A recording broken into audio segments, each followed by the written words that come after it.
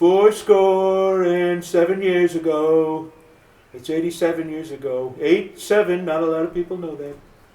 Our fathers brought forth on this greatest continent a new nation, conceived in liberty and dedicated to the proportion that all men are created equal.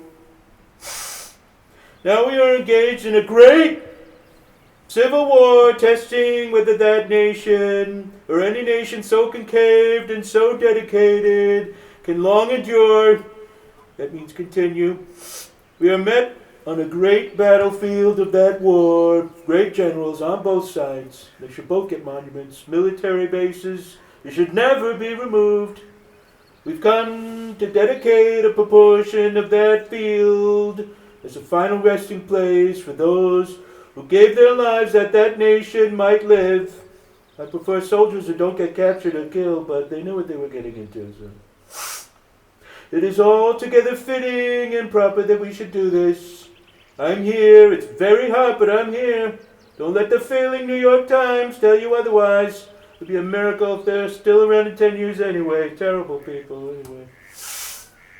But in a huge sense, we can't dedicate, we can't consecrate, we cannot hollow this ground. Can't do it.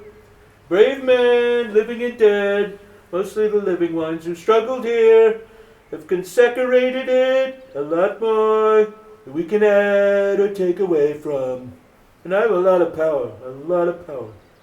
The world will little know to remember what we say here. Maybe some of the smarter leaders like the czars or the emperors. Although Tammany Hall, they love me over there. Great boss Tweed read a draft of my speech, said it was one of the top 2 greatest American speeches. That's true. But there's no possible way the world, that is, can forget what they did here. Not with this fantastic military park we're building. Am I right? I mean, look at it. It's going to be beautiful. Big, beautiful park for that big, beautiful battle. It happened right here. Do you know that? That's why they call this the Gettysburg Address. It happened right here. It's a true story. It is for us, the winners, rather, to be dedicated to finishing what the soldiers here fought for. So for starters, there's an election coming up next year, and I need you to vote for me. I wouldn't be out here if I didn't. And dead people can't vote, and there's a lot of dead people here, let me tell you. So let's make sure the dead didn't die in vain, okay? Some great people out here saying very nice things about me, working hard, making this nation, under God, great again. God, right? You like that? We'll have a lot of new freedom. And that government of the people, by the people, for the people, not the liberal elites, shall not perish from the earth because of the deep state or immigrants from shithole countries. You're so lucky to have me. Drain the swamp.